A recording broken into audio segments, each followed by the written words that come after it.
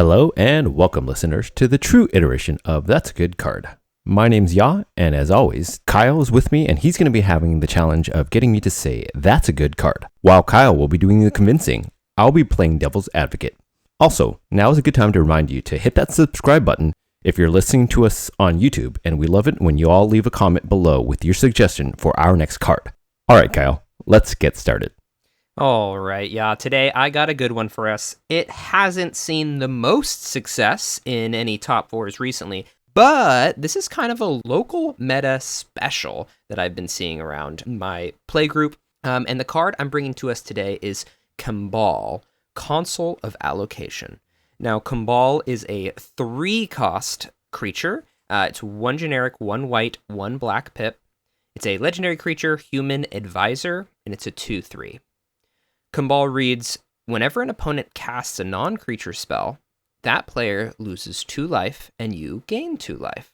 And the flavor text reads, he has friends in places both high and low, and all seem to owe him favors. 8 out of 10.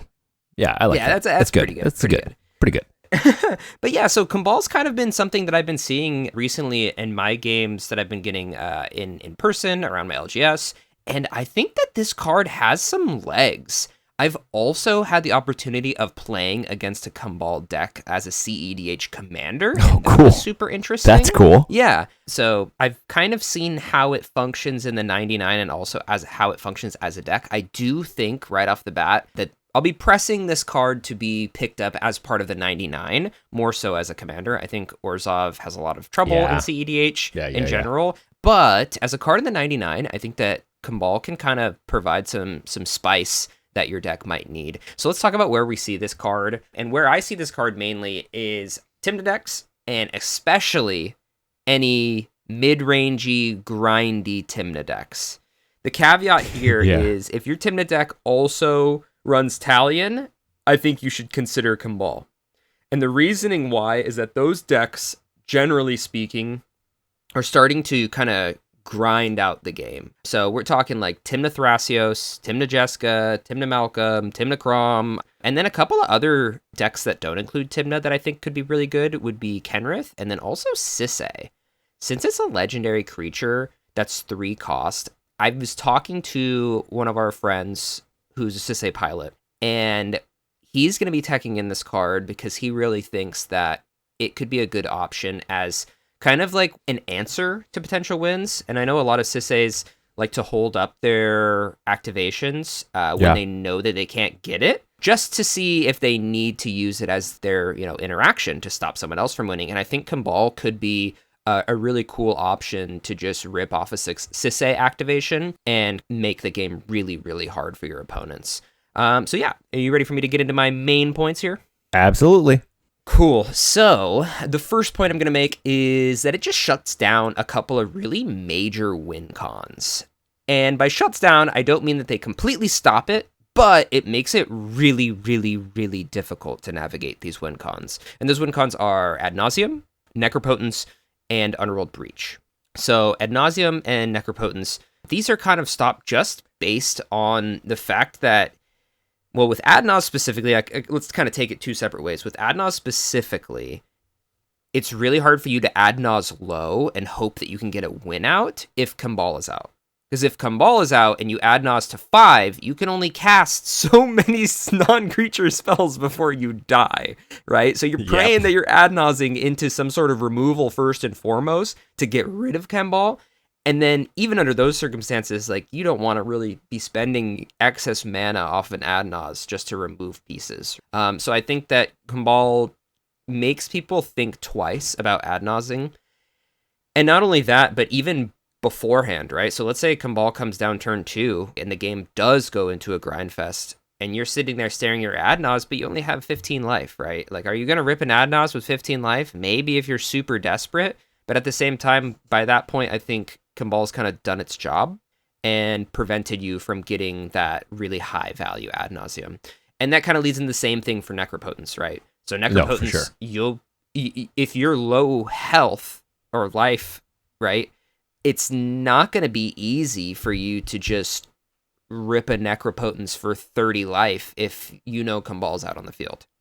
it's just going to be really difficult to navigate because those non-creature spells costing you 2 life every time start to stack up. It's tough. And I personally can tell you from experience how difficult it is to play sub 10 life with a Kambal out on the field. Oh, it's really hard. I can't imagine. I mean, I think one of the win cons you haven't mentioned that I thought about right away, actually, is like how hard it is to navigate like a storm type deck, right? Like the one that you didn't mention is like Krakashima. Any of those, is it type decks that like to really kind of storm off to get a big storm count? Even an Nixilis, right, ends up casting a lot of spells, not necessarily through an Ad Naz or like a Underworld Breach, but they have other ways to storm, and this really puts a damper on it.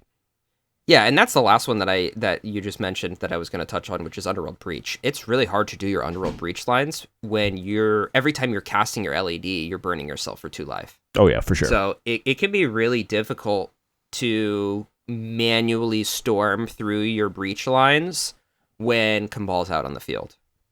So those are kind of like the 3 main ones. You can also throw in any like infinite cast loops, right? So if you have like a Sensei's Divining Top infinite, some of the lesser known ones where you have to cast non-creature spells over and over again, like you're not going to be able to do that through a Kambal.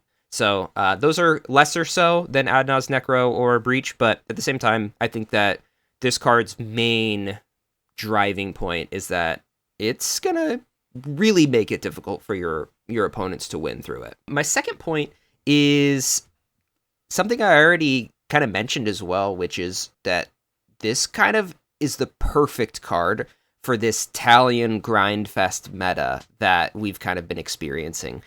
And in the past couple of tournaments I've played in, I have seen multiple Talions on the board very commonly. And in those games where there's multiple Talions on the board, the life totals are dwindling.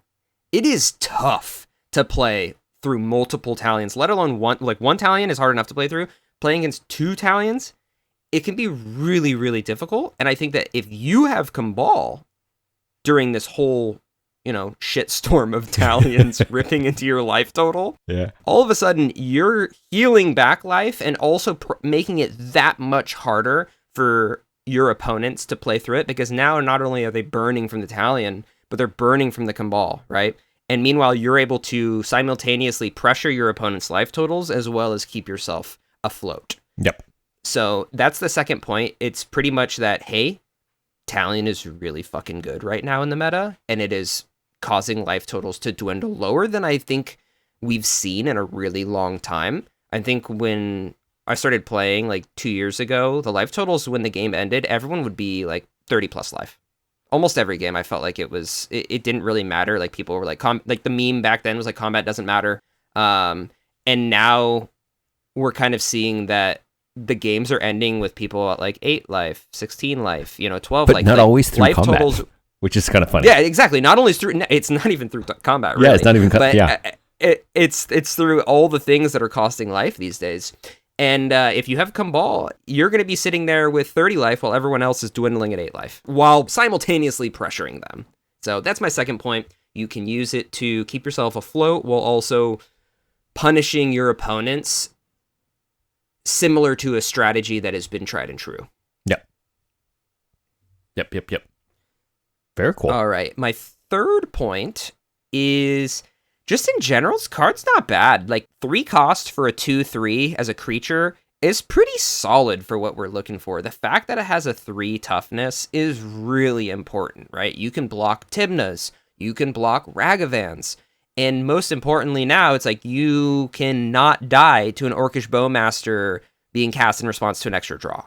Because I think that we've been recently talking about how OBM makes it so difficult to play 1 toughness creature spells, but at the same time, you can't really play 2 toughness value creatures. No. Because those are the ones that the OBM is trying to target. Like they're waiting for that Rhystic Study trigger so that they can flash it in and then kill a 2 toughness creature that's a higher value than a dork. Yep.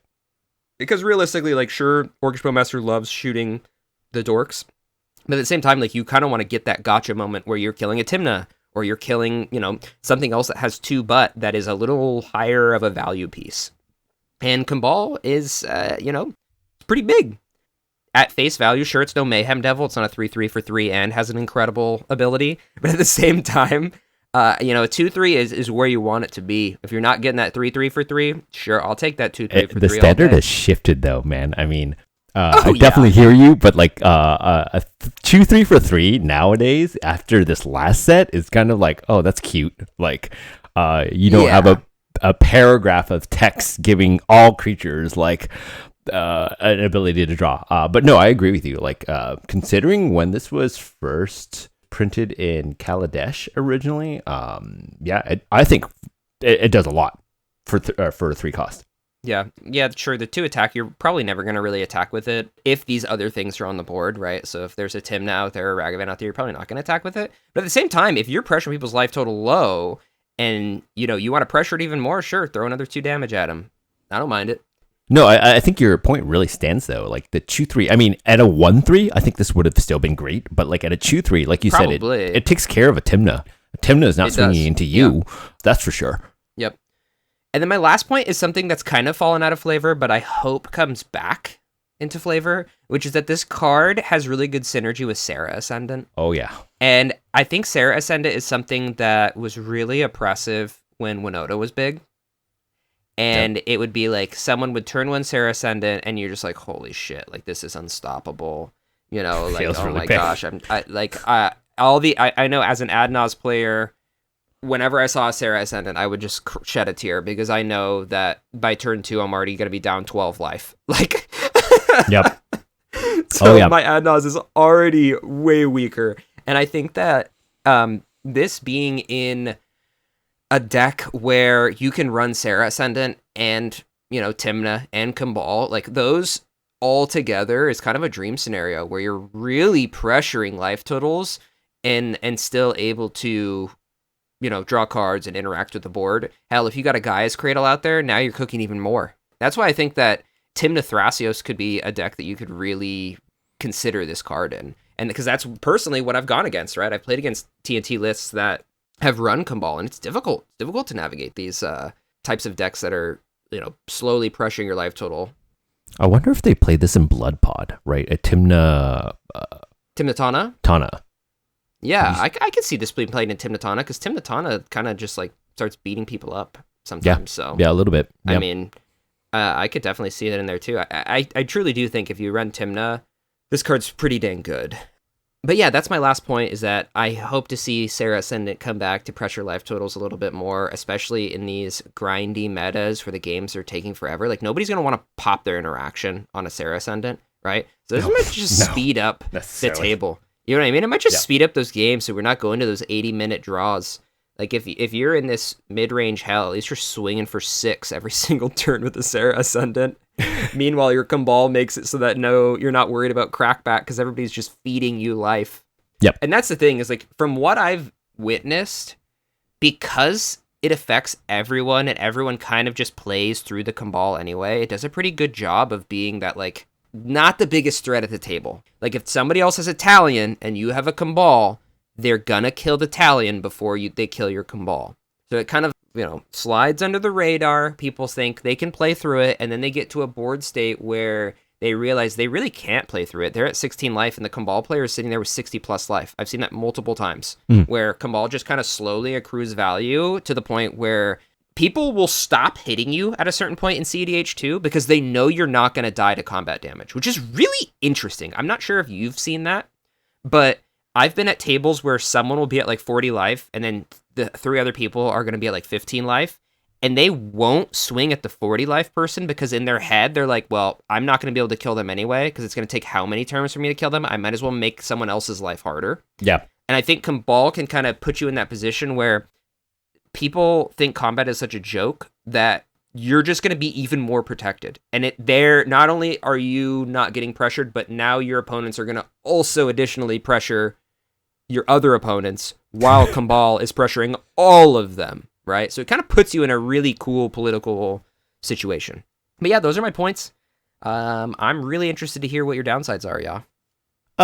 I mean, a card like this, I think, is, I think especially in this meta, really, really interesting. I think that if this card, you had brought me to this card like 2 months ago, I think I would have been way more high on it. But I think that what I've been kind of seeing and hearing, at least in the Twitter sphere and whatnot, is, the meta is probably going to shift, and it has a lot to do with the big bad currently in Nadu, right? As people are kind of learning how to kind of navigate that beast of a commander, Sam. Right? The Toucan Sam, right? Yep. Like it is definitely affecting things. And so I wrote down, like, one of my first downside is, like, it just, and this is just, I wrote it down as dies to removal, in the sense of that I think that for a while you and I were really high and kind of really pushing and including in our decks, like, more spot removal, right?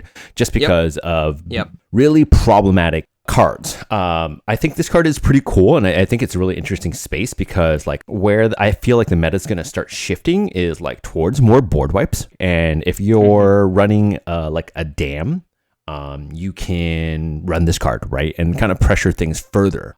But I think that this card kind of gets swept up, right? If, like, the board state's getting to a point where you're playing against a Nadu, however anybody wants to say it. I say it Nadu. Nadu. And that board is being built. You play this down. I'm sure you're glad to see somebody board wipe the Nadu, but, like, this is one of those cards that just kind of gets, I mean, all the creature type cards are getting swept up, right? And I think that I'm not sure how the meta is going to shift, but I think it's going to shift maybe a little bit away from creatures. But, like, Wizards keeps printing busted creatures, and so yeah, like that's like, it's not so much a downside for this, but, like, a downside for these cards in this, what I think this Armageddon summer that we're going to see. Like, all of a sudden my Blasphemous Act in my Magda deck seems really, like, great, right? Because that's taking gas. Right? Yeah. It's taking care of everybody's board. I don't target anything. And if the board is big enough, I'm going to cast that once for 1 red, and I'm going to move on and, like, kind of reset the game. But I think your point does stand, in the sense of, like, this can hopefully go out, get down, and do some early damage to really get that life total down. But, I think that I'm not bringing it up as a downside, but as you're looking to slot this card in, really look at your meta, right? Look at the big picture of, like, how do you think people are going to respond locally to like a Nadu or a Sisse? So it sounds like what you're trying to say is, like, this card's going to get hit by, like, the collateral damage of the meta being moved towards anti-Nadu. So it's just like, if I want to kill creatures, sometimes Kambal might be the thing that gets hit. Yep. Sometimes it'll be Nadu, right? And I think that my counterpoint to that would be, I think the focus is kind of moving more towards spot removal, more so than wipes.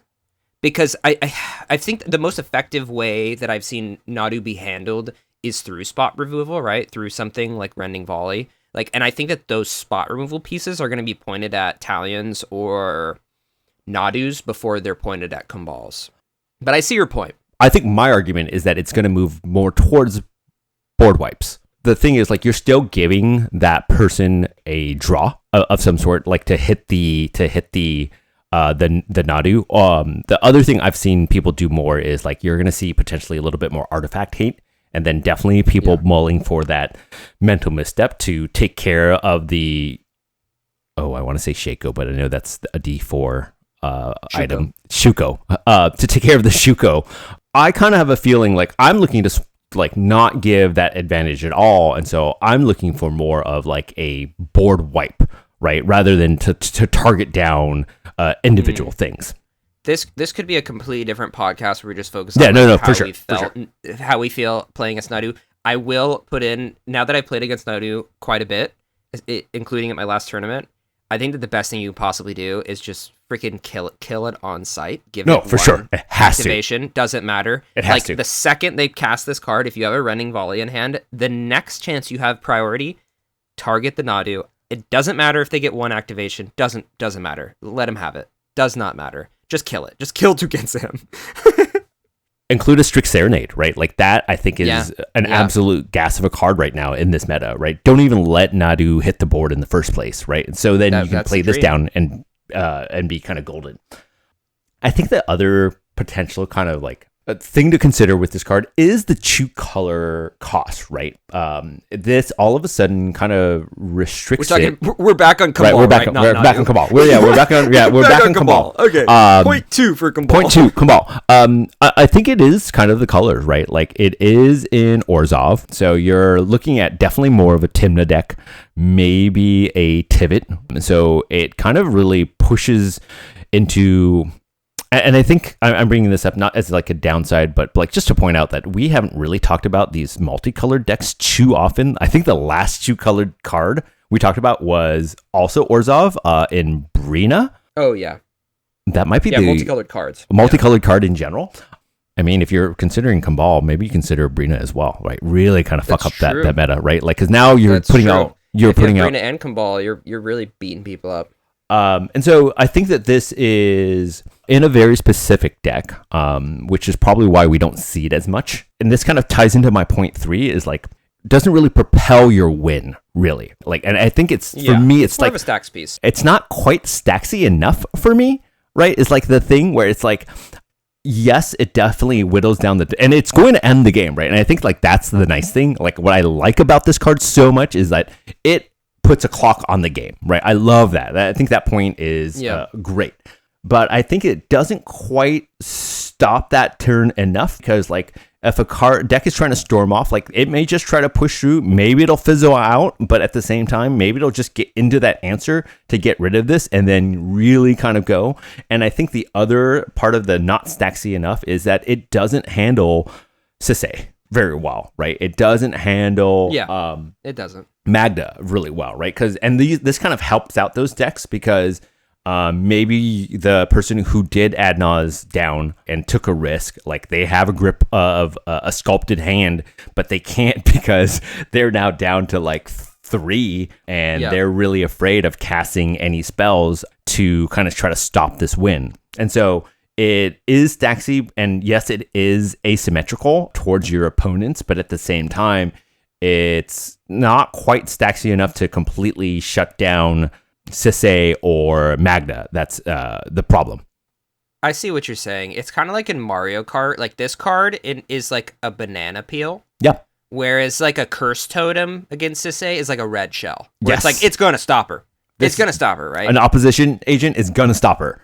Let's say Kambal, because I think it's gas, is the triple banana where you get to drop 3 bananas. It's not just like the measly 1 banana. It's like, okay, like I'm gonna really lay down the spike strip of bananas. That's what I think of when I think of Kambal. So it might not stop somebody directly, but a well-placed Kambal, similar to some well-placed banana peels in Mario Kart, can really slow down your opponents. Yeah.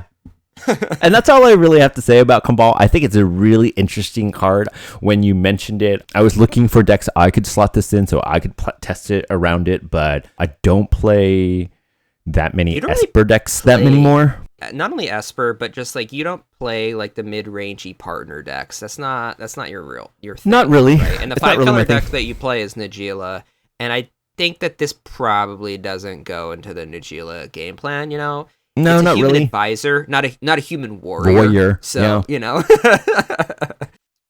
All right, Kyle. Now that we've talked about the card a bunch, let's talk about which point of mine made the most sense in terms of its biggest downside.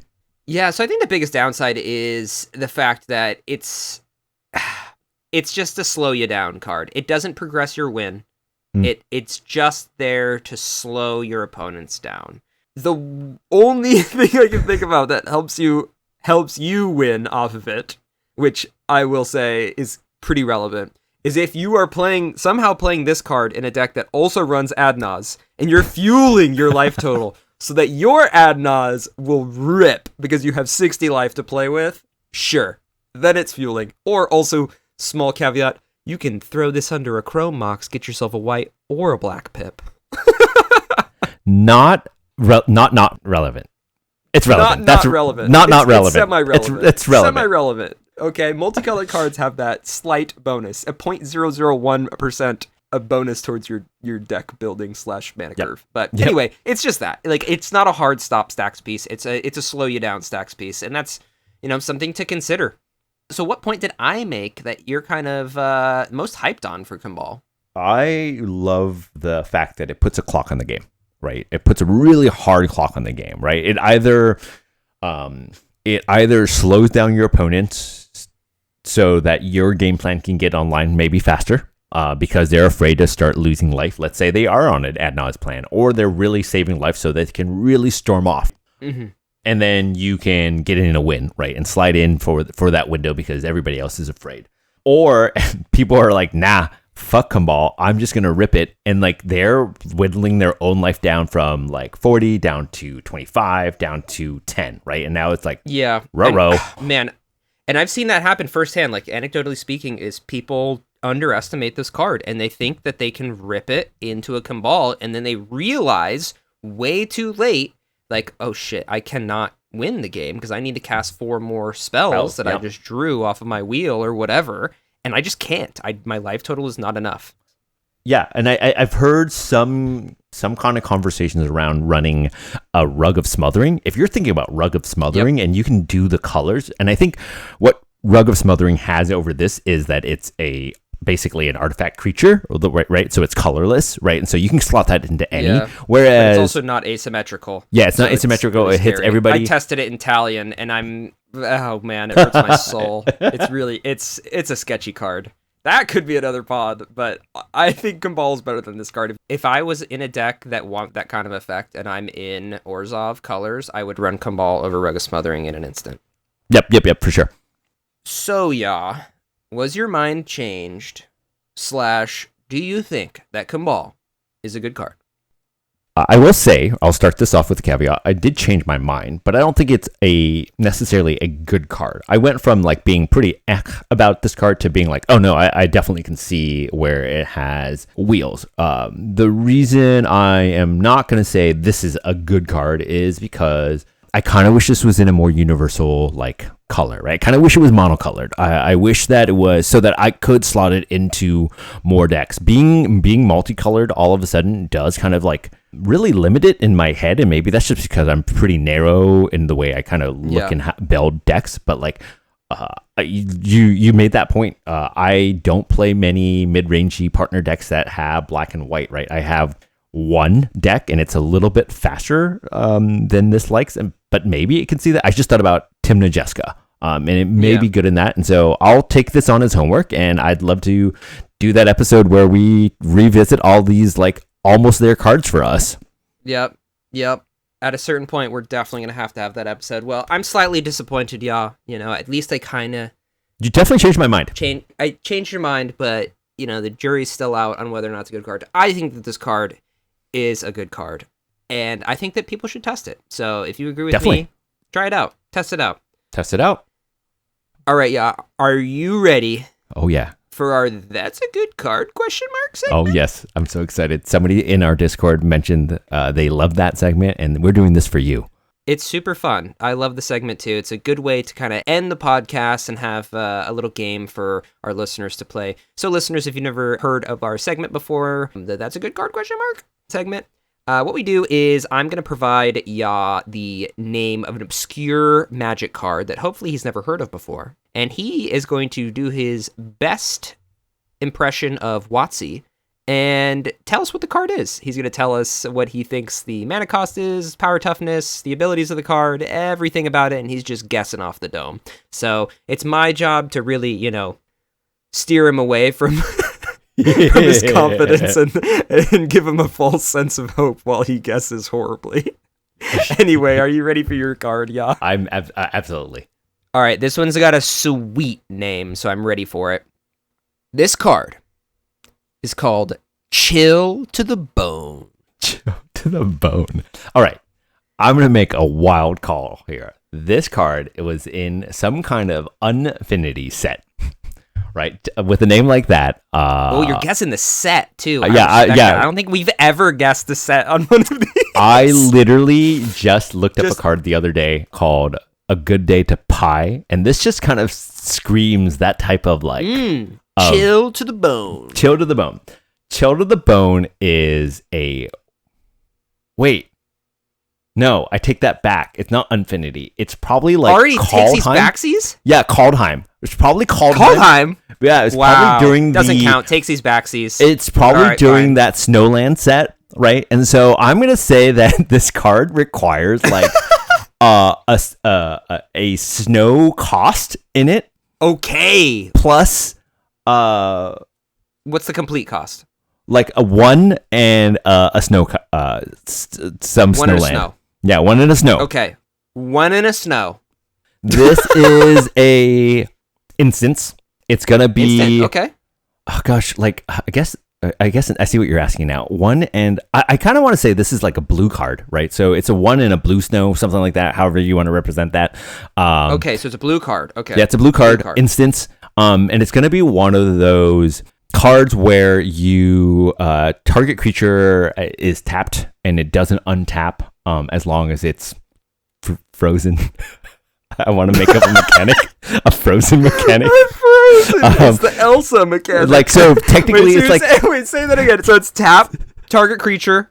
Mm-hmm, tap target creature. And it remains tapped. It remains tapped during its opponent's next untap phase. Well, no. That's not what you said. You said that it remains until it's unfrozen. Unfrozen, right? And so, like, basically until the... Oh, okay. I'll stop. Let me stop. It tap target creature, give it a frozen counter. Counter. Okay. Yep. Yep. At the beginning of its next untap, remove said counter. Okay. Wow. Yeah. And flavor text. And then what happens? Flavor text. Let's say, dude, I'm picturing some kind of cheesy Mr. Freeze line from the what's his name? He was from ER. I can't think of George Clooney type of Batman. Like, I'm here to chill you. That's my flavor text. Oh, I'm here to chill you. All right. Wow. Excellent job. You created a new mechanic in Magic the Gathering for this card. That Gavin Verhey, if you're listening and you need this type of energy in your... call me. Hit me up. I'm looking for... How much do you think this card's going for in US dollars right now? Chill to the bone? Chill to the bone, yeah. The card you said's... I'm thinking this is like I'm thinking this is an uncommon, so it's probably like the foil version's probably like 97 cents, and so just a near mint probably going for 42 cents. Wow, that's damn high because this card sucks. I know, but the art. The card's 11 cents. All right, you ready for what Chill to the Bone does? Yeah, dude. Tell me how close I am. You got one thing right.